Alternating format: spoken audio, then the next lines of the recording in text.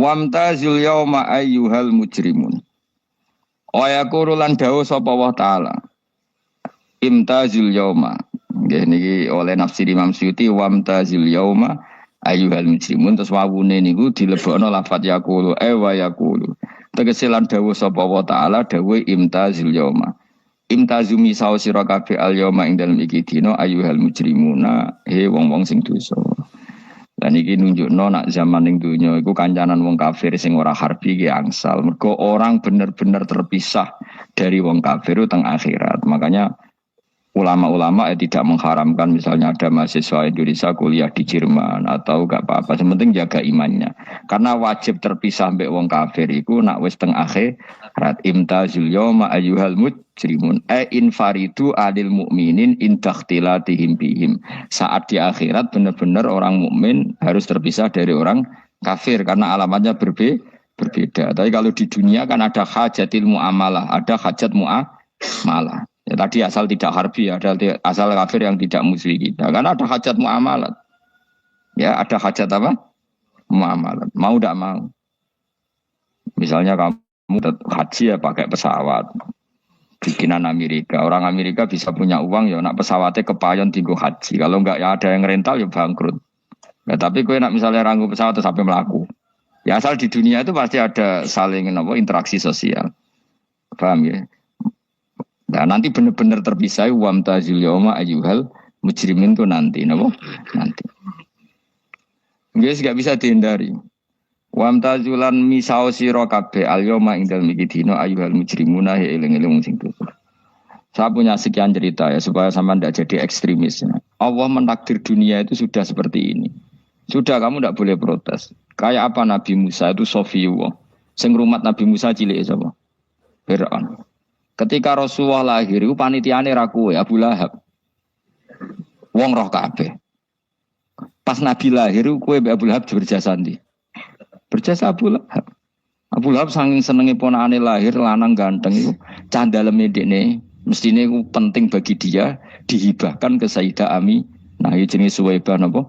Al-Islamiyah. Cara Jawa wis ora usah ngewangi aku nduk ngewangi dulurku wae mergo duwe bayi.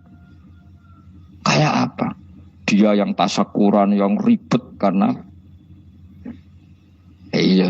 kekasih pangeran di rumah Abu Lahab, Musa di rumah Fir'aun. Ini dunia serai dia.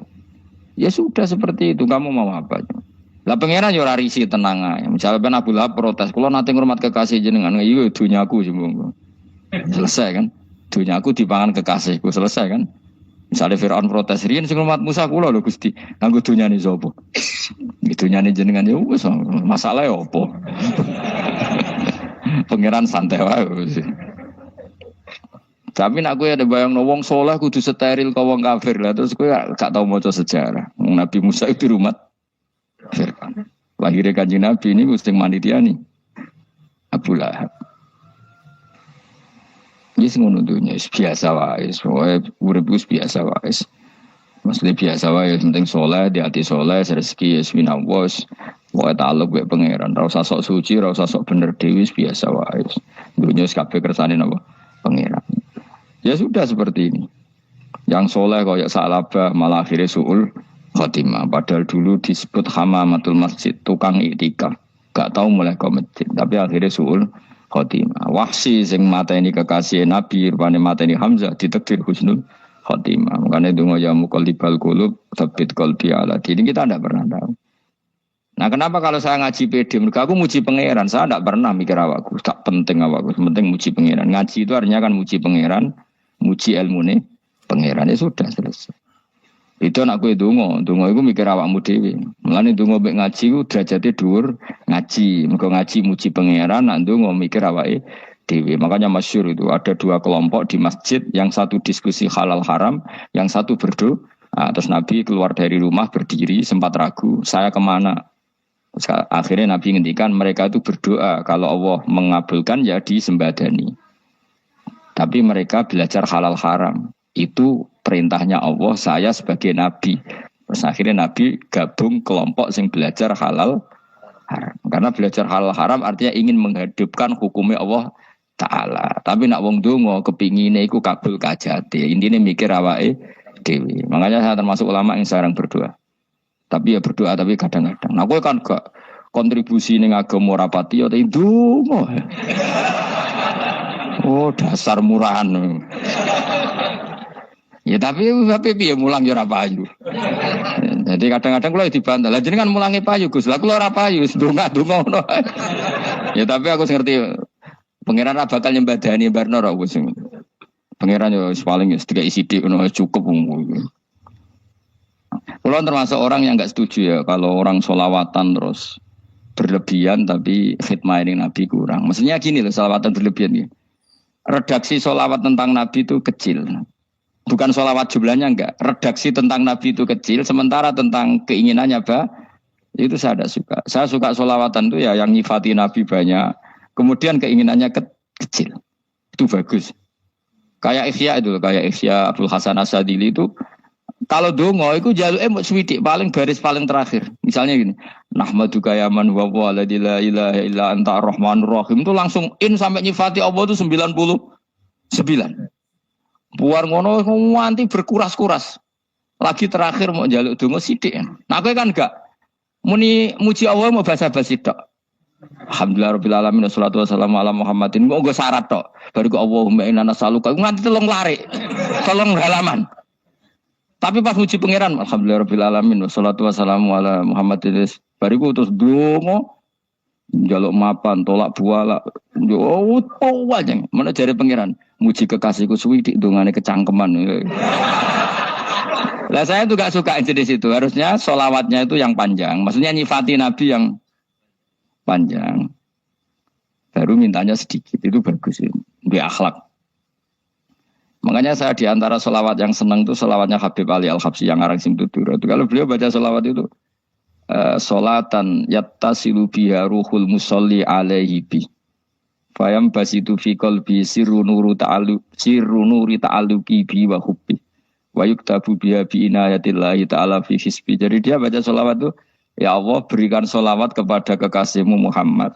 Dengan sholawat ini rohnya saya, musolli itu rohnya saya yang membaca sholawat bisa sambung dengan rohnya Rasulullah. Dan setelah sambung saya terhitung sebagai orang yang mencintai Rasulullah. Dan saya berharap dari cinta itu saya tertulis sebagai umatnya.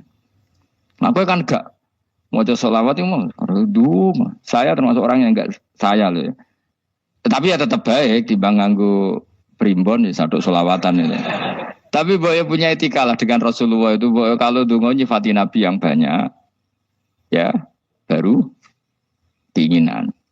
Kan banyak tuh sholawat yang seperti yang saya misalnya di kitabnya Sayyid Muhammad ada Allahumma sholli ala sayyidina Muhammad nuri kalam alladzi. Wah nyifati Nabi itu sampai panjang lebar baru menceritakan hajatnya. Kalau kamu kan enggak nyifati Nabi basa-basi, mau sidik mana.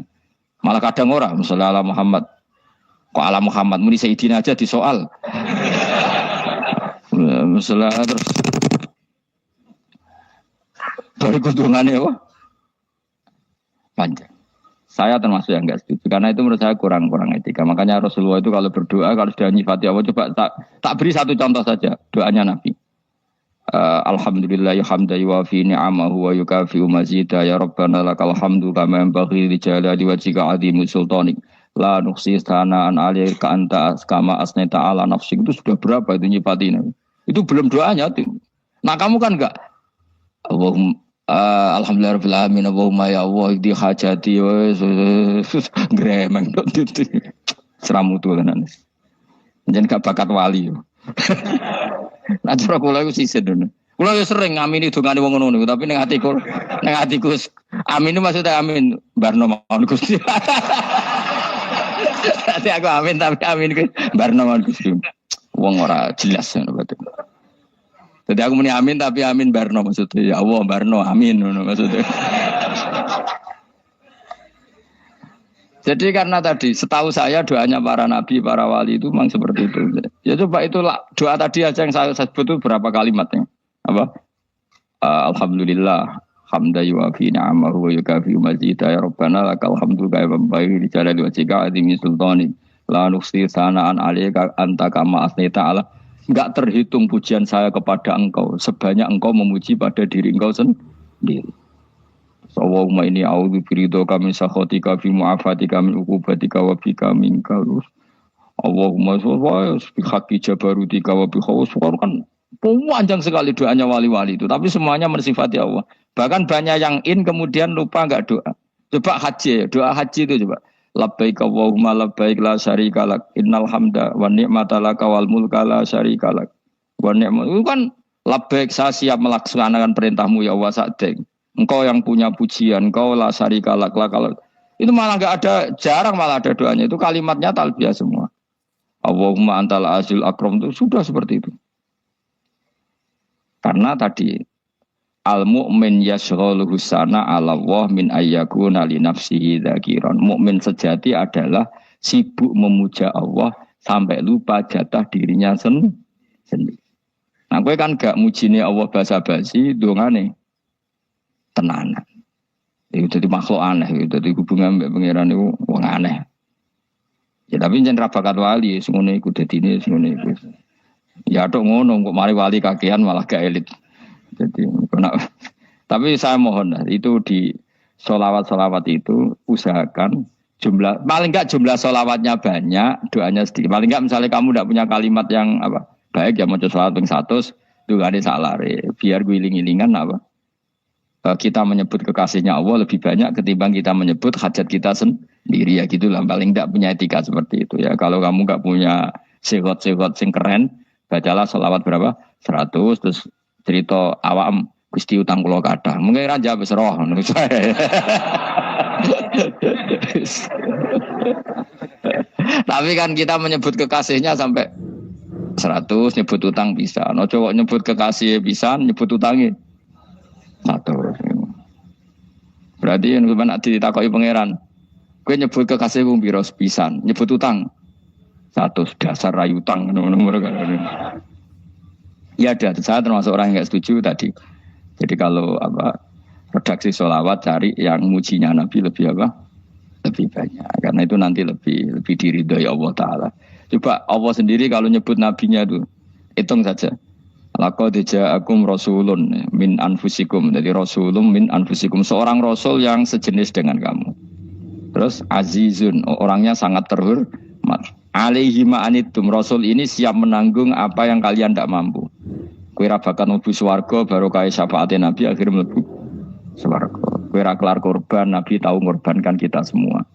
Dokha Rasulullah bikab syaini terus hada an ahli wa hada amman lam yudokhi min mati jenenge alaihi ma'anitum. Nabi menanggung apa yang kalian berat. Azizun, Nabi itu ali terus harisun alaikum, Nabi sangat berkomitmen menyelamatkan kalian. Haris itu keinginan yang berlebihan itu jenis apa? Haris, kuno namanya ini ngungseng, keinginan yang over. Nabi itu sangat berkeinginan kita ini maslahat. Terus bil mukminina raufur. Allah yang super saja kalau nyebut nabinya nyifati sebanyak itu.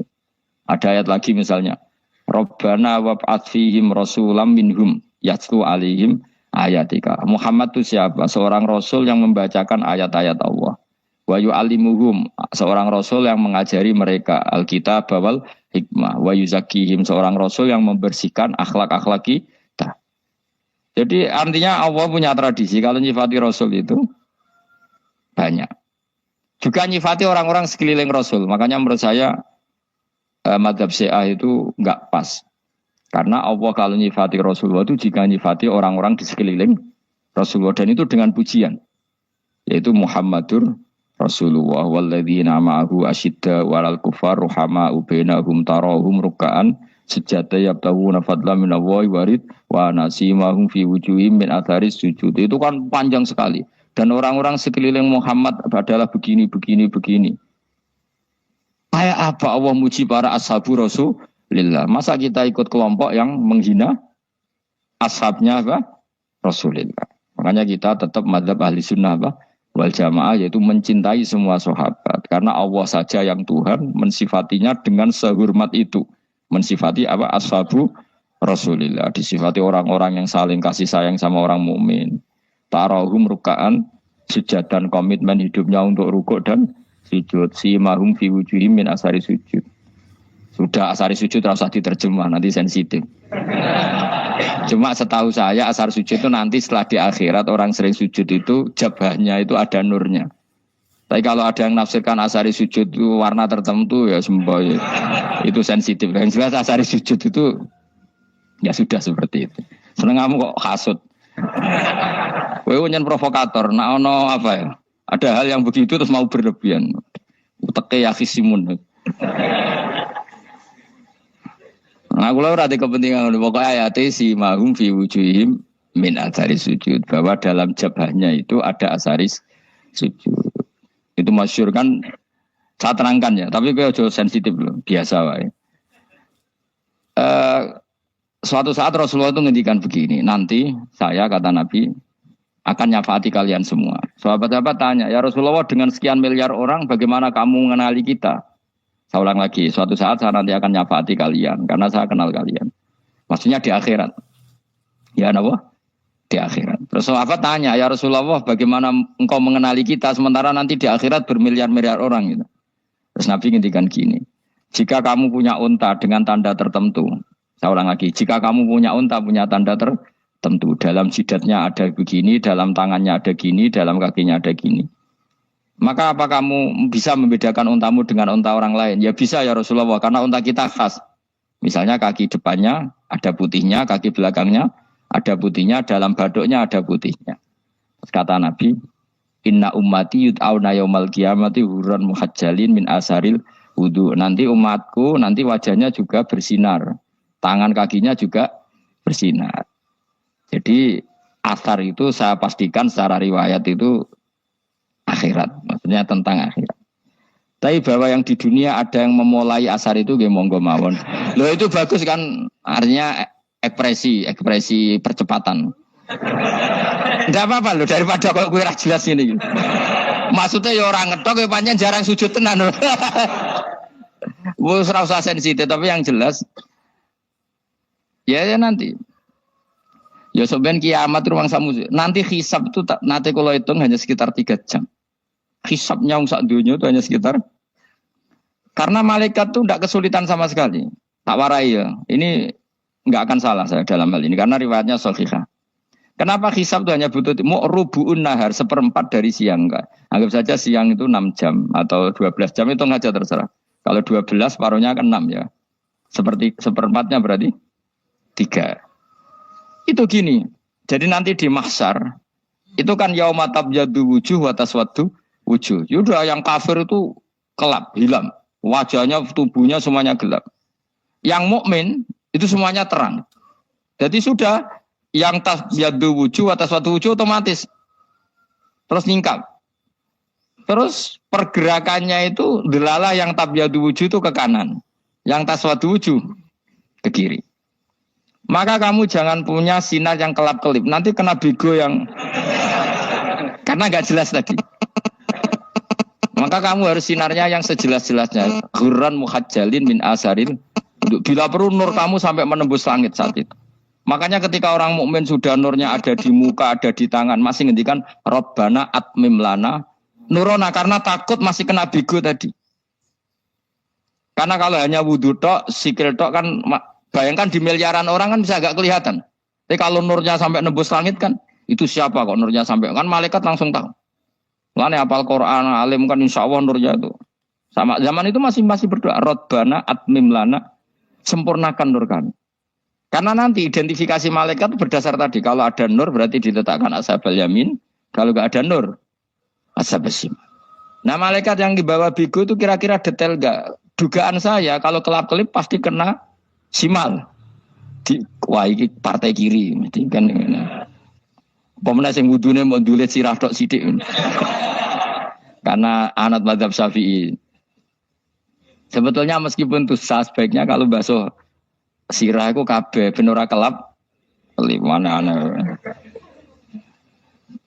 aneh pepesah terus dulat-dulit tok itu sebenarnya ya itu kelap kelip ya sudah ya setelah itu kata ngendikane pangeran yu'raful mujrimuna bisimahum fayukhadu bin nawasi wal aqdam.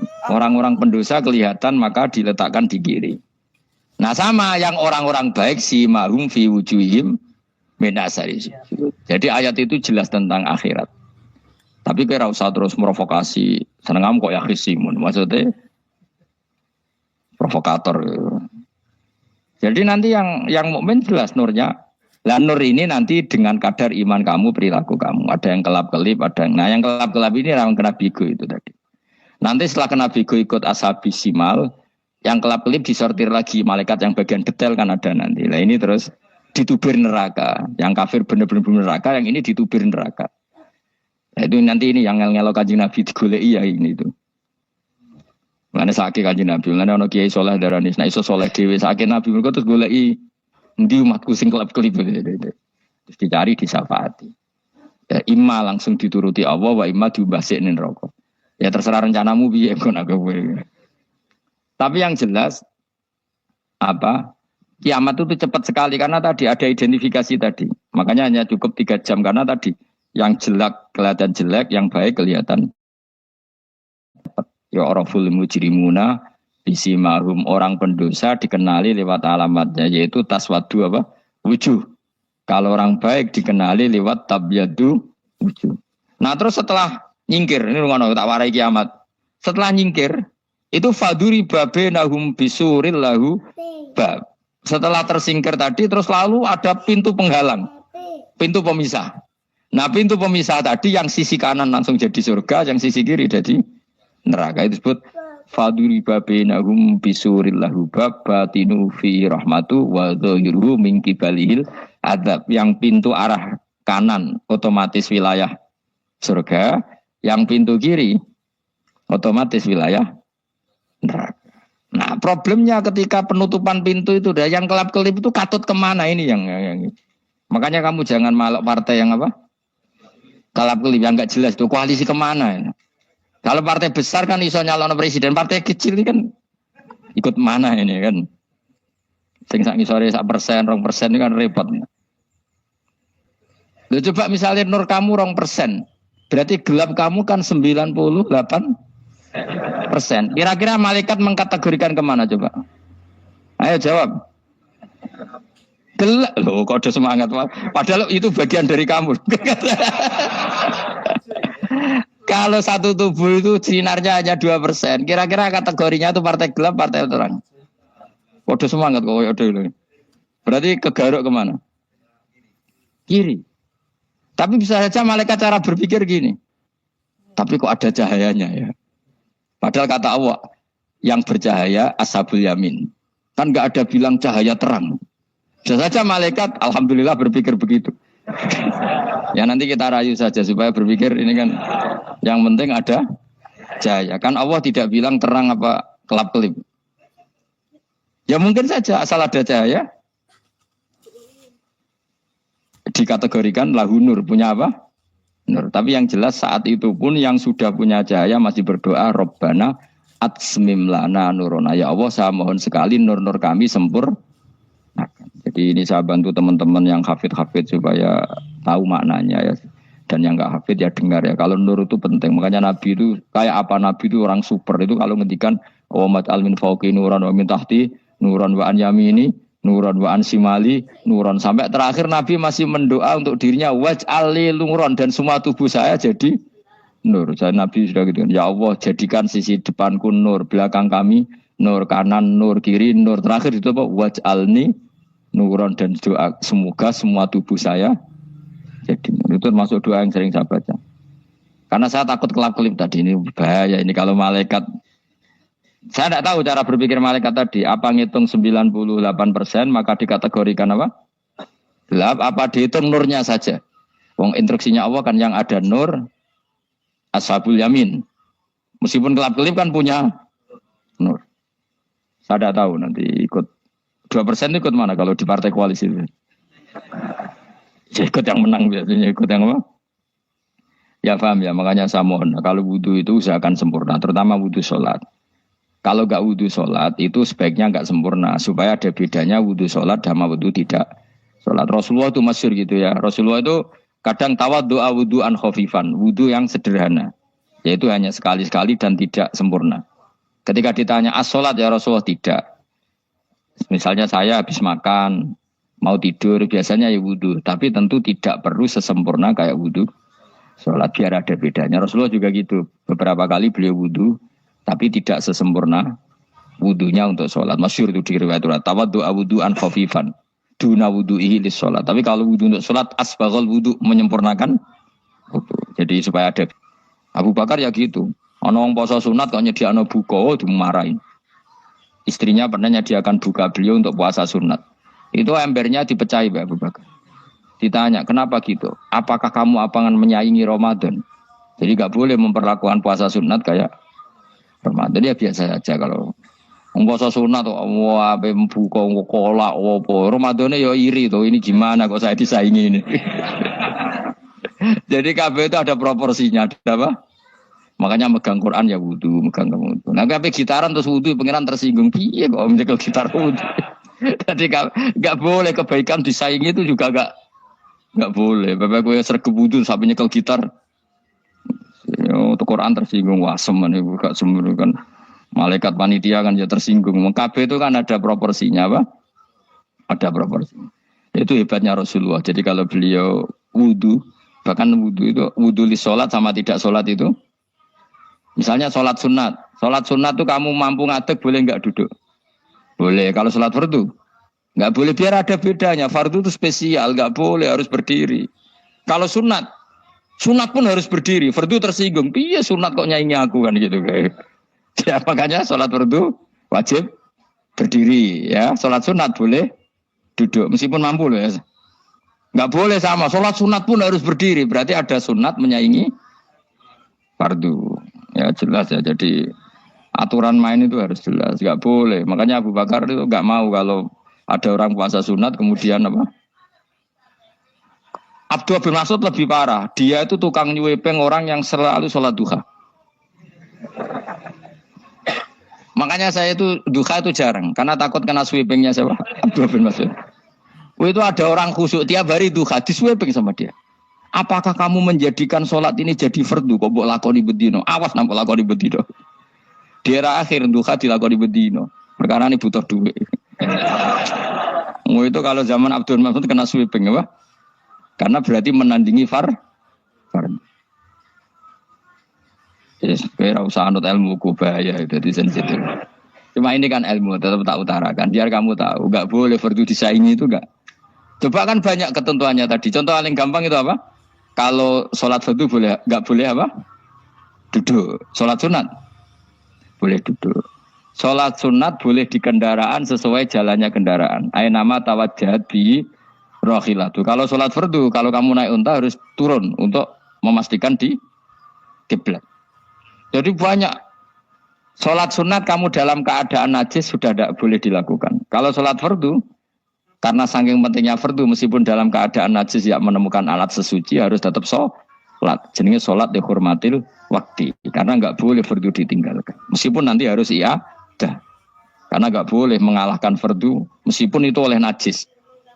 Jadi misalnya kamu pergi hanya bawa satu celana, kemudian di terminal atau apa kena najis, kena uyah sampean misalnya. Kamu harus tetap wudu dan sholat. Karena nggak boleh fardu ditinggalkan. Meskipun nanti harus iadah. Karena sholat kamu tidak sempurna. Dalam keadaan celana kamu najis, boleh nggak sholat sunat? Oh nggak boleh. Karena kalau fardu itu darurat memang suatu yang harus, maka dilakukan. Tapi kalau kamu dalam keadaan nggak suci, nggak boleh melakukan sholat apa? Sunat. Karena fardu itu spesial apa? Spesial. Bukan kalau terus nanya. Wamtazil yauma ayyuhal mujrimun. Ya, jadi orang mujrimun harus terpisah dari orang apa? Mukmin. Dan yang keharusan itu ketika di surga. Tapi kalau di dunia ya boleh muamalah boleh. Ya muamalah yang halal maksudnya. Infaridu tegese misao sira kabeh ana mukminin asing pira-pira mukmin intakhtilatihim. Nalikane campure kufar utawa al mujrimin bihi kelan al mukminin. Atau rujuke balik betul napa. Maksudnya rujuk itu awalnya kisah indakhtilati mukminin bimkan kufar atau kufar yang mukminin. Alam ahad ilaikum ya bani Adam. Alam ahad ana ta ora merentano ingsun ilaikum maring sira kabeh. Amurkum tegese ana ta ora merentano ingsun kum ing sira kabeh ya bani Adam ya bani Adam. Ala lisani rusuli ing atase lisane para utusan-utusan ingsun. Bukankah saya telah merintahkan kamu wahai Bani Adam Allah tak butuh setan. Yen ora menghamba sira kabeh asyaiton ing setan. Ngendikane pangeran kowe ijek kanut setan ku cek nemen nih. Bukankah sudah saya perintahkan kamu tidak boleh diperbudak napa setan. Maknane la tutiu tegese aja taat sira kabeh ing setan. Inna sak temene setan laku maring sira kabeh aduun musuh mubinun kang jelas. Bayinul adawati banget musuhane. Lha setan musuhmu kok malah mbok enut bocah kok sarap ngono. Karwan musuh kok di anut ya pangeran mergo Allah wali fid dunya wal akhirah. Wa anik buduni lan yen to nyembah sira kabeh ni ingsun. Wa anjene kelakuan budu nyembah sira kabeh ni ingsun wahidu tegese nglakoni ya tauhid sira kabeh. To mengesa kana sira kabeh ni ingsun. Wa ati ulan to atau sira kabeh ni ingsun. Harusnya kita hanya ibadah ning Allah Subhanahu wa ta'ala karena dia yang menciptakan kita, tempat kita kembali. Setan itu tidak siapa-siapa, makhluk yang hina, yang lemah. Pokoknya malah taat. Taat ya ning gone zat sing super, sing gawe kita, sing memberi rezeki kita dan zat yang kita kembali. Hadza utawi iki marane taat ning Allah taala.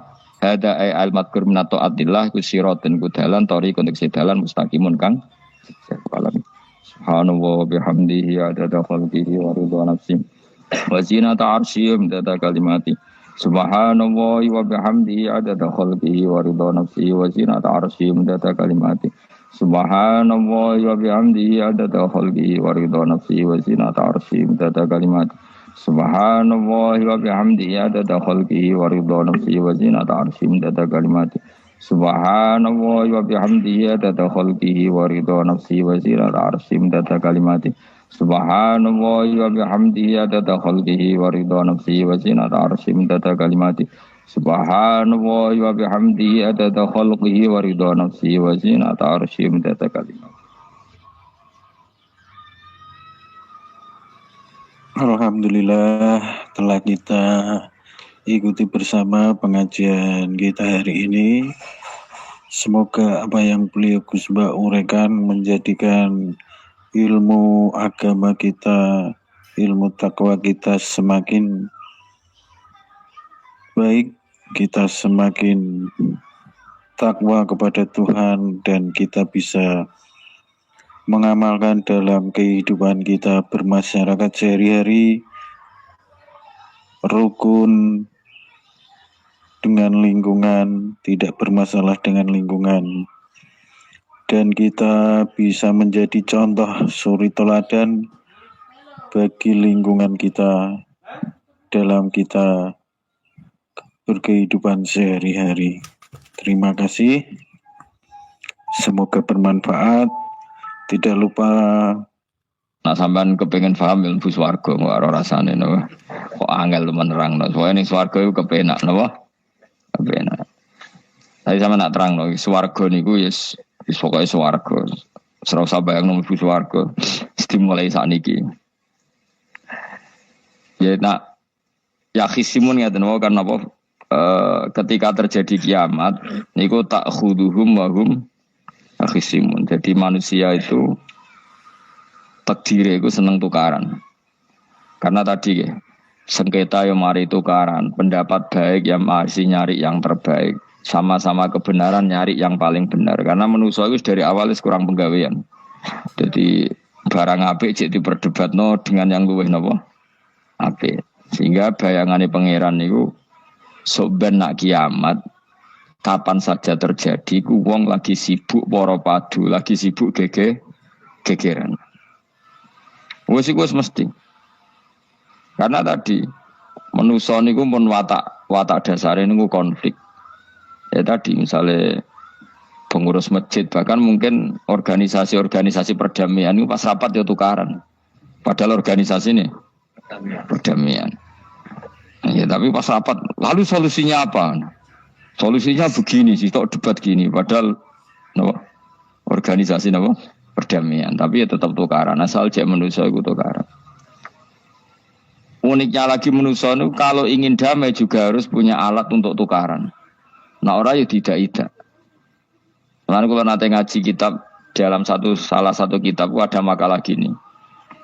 Idza aradta as-sulha fasta'id dalil harbi. Kalau kamu ingin damai, maka siapkan alat perang sebanyak mungkin. Karena logikanya gini ya, kalau misalnya ada bajingan atau penjahat, dia punya bom, punya pedang, terus kamu sebagai orang soleh tidak punya apa-apa, bisa nggak bergening perdamaian? Kan nggak bisa.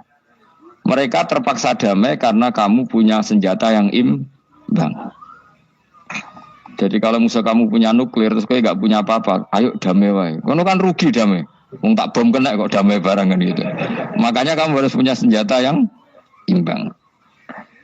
Makanya dalam tafsir-tafsir itu diterangkan ketika Allah menyuruh kita wa'iddu lahum mastata'tum min quwwati wa min ribatil khaili turhibuna bi aduwallah. Kamu umat Islam harus menyediakan alat perang sebanyak mungkin.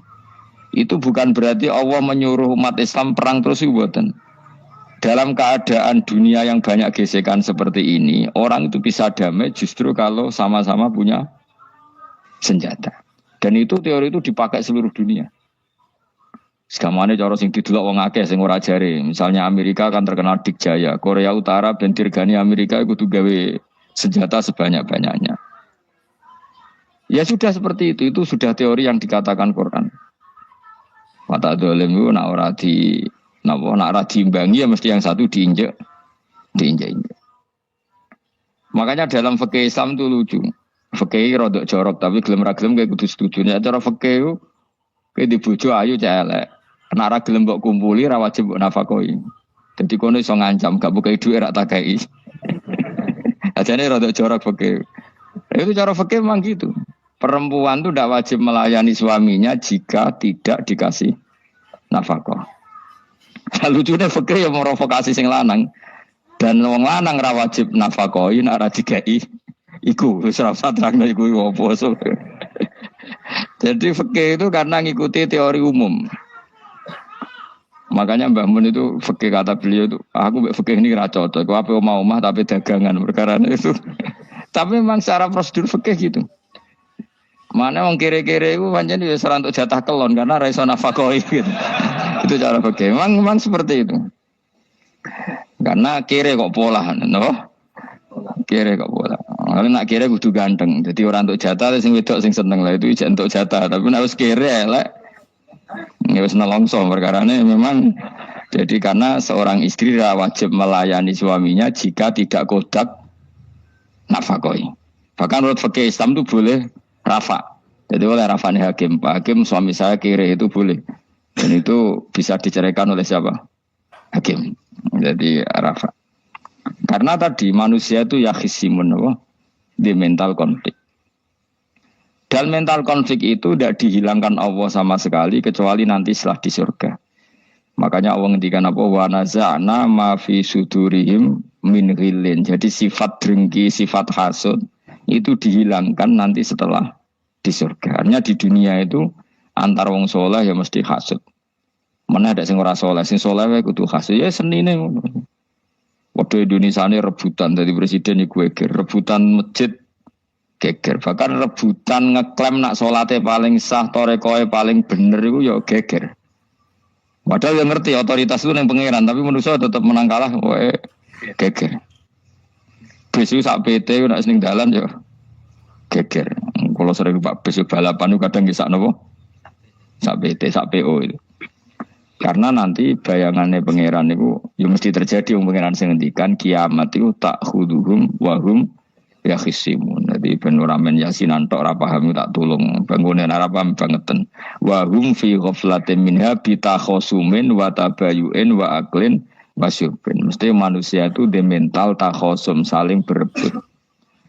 Makanya cita-citanya Sayyidina Ali dawuh Sayyidina Ali ana awaluman yatsu baina yaday rahmanil khusumah dari Sayyidina Ali.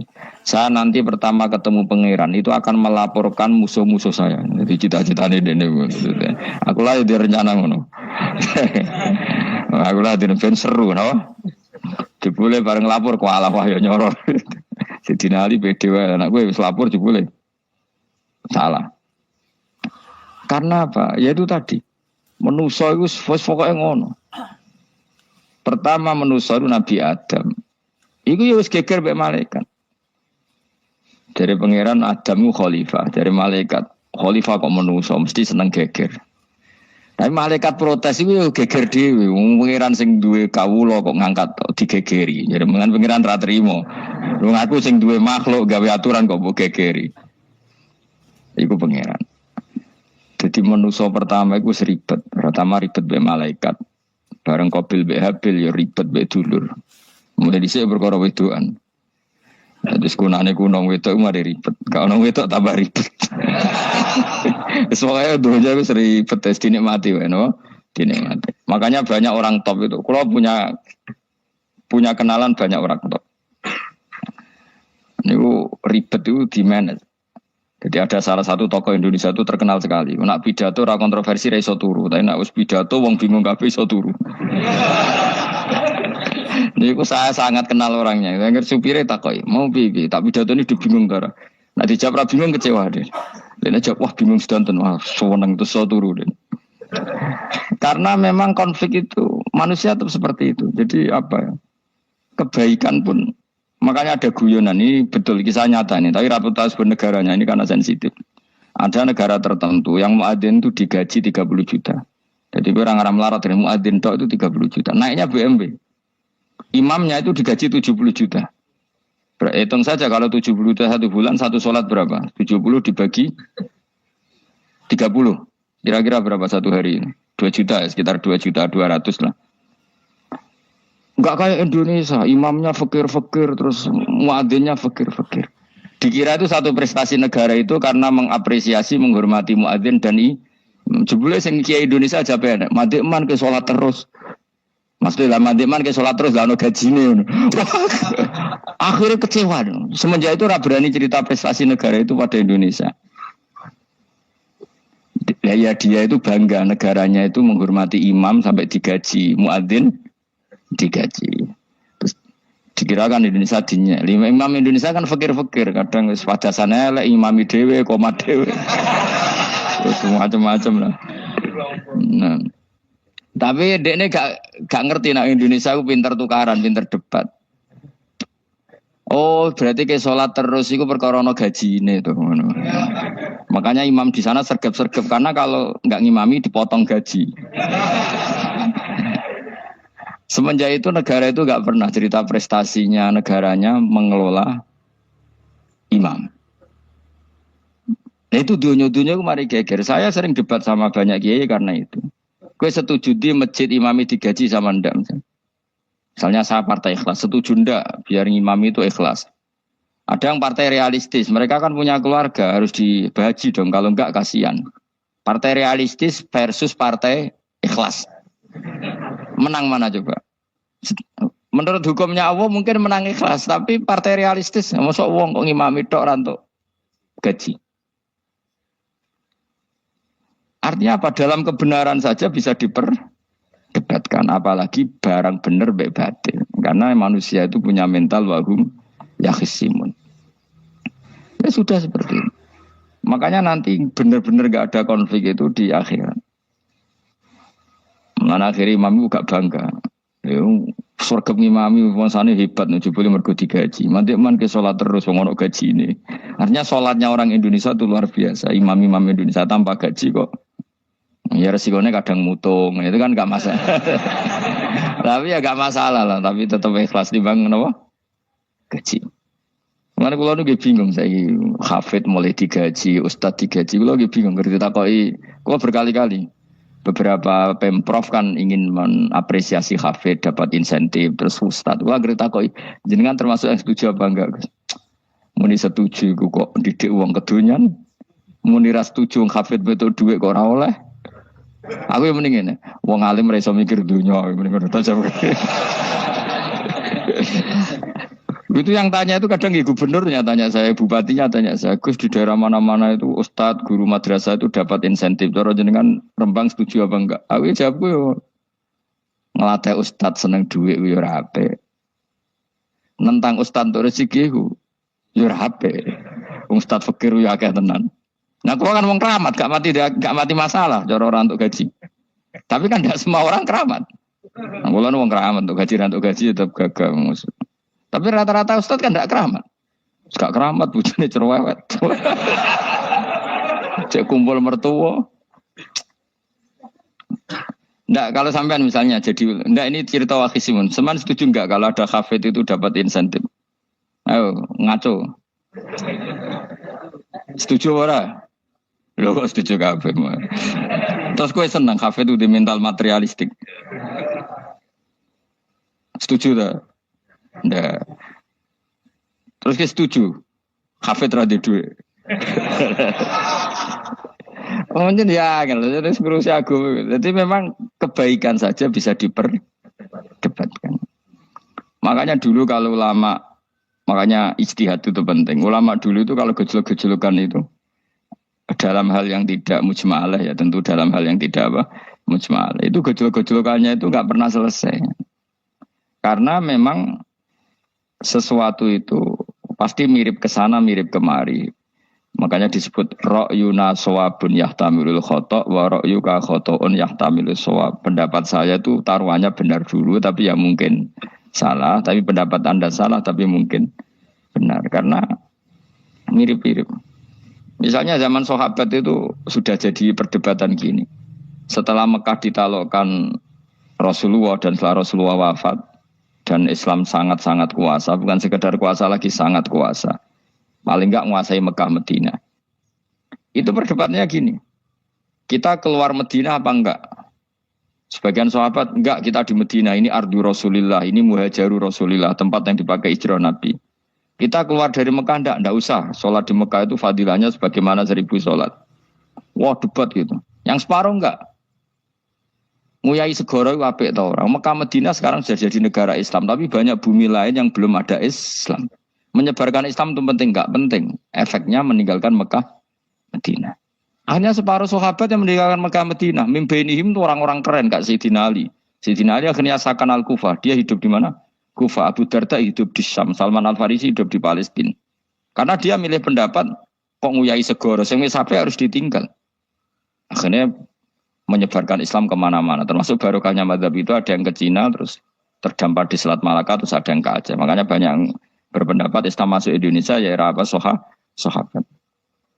Tapi kalau ditanya bagaimana hukumnya meninggalkan Mekah Medina, ya buruk. Negara sebaik itu kok ditinggalkan.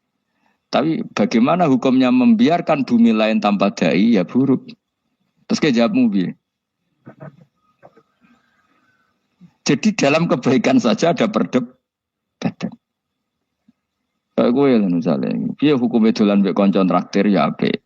Piye hukume nraktir konco nganggo jatah belanjane bojo elek.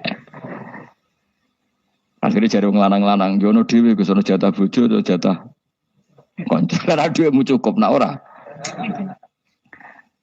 Ya itu udah semua manusia itu wahum yakhisimun. Makanya sampean kalau beda pendapat itu sing biasa wae. Aja kok wong saiki beda pendapat geger. Beda pendapat itu sudah fitrah, enggak mungkin lah. Kita ada beda pendapat itu enggak mungkin. Di kampung-kampung kalau ada masjid speaker di mana-mana, saya sering ditanya, wadah yang progus, kandani nak adzan juga banter-banter, mengerameni tonggo. Nak niat sholat terus adzan nak isteko. Bar. Sing sitok, yo ora kudu banter ben siar. Sing sitok, mau sedemen dipisoi tok, mergo sing ora seneng malah mau misoi tok, sing wis seneng tanpa adzan pun yo tanpa adzan rame-rame, maksudnya wis salat ke milih ndi. Dulu tuh perdebatannya gitu. Abu Bakar nak wiridan yang masjid itu wirih banget. Selirih-lirihnya. Umar nak wiridan bianter. Tapi ranggusan sistem zaman itu. Tapi banter aja. Tapi ngerameni lah. Intinya ngerameni. Ketika Abu Bakar ditanya, Rasulullah ya Abu Bakrin, kenapa kamu melirihkan suara? Jadi saya itu malu sama Allah. Dia itu zat maha mendengar. Jadi saya mengeraskan suara itu malu. Kayak pangeran butuh suara keras saya. Umar ditanya, kenapa kamu terlalu keras? Umar jawabannya sederhana, betul-betul ngantuk. Makanya nggak ada satupun ulama yang mengatakan Umar itu afdhalu min Abi Bakar. Mungkin jawabannya itu kadang sederhana banget. Malahnya ijma' ahli sunnah itu Abu Bakar afdhalu min Umar. Mungkin nanti jawabannya beneran ngantuk.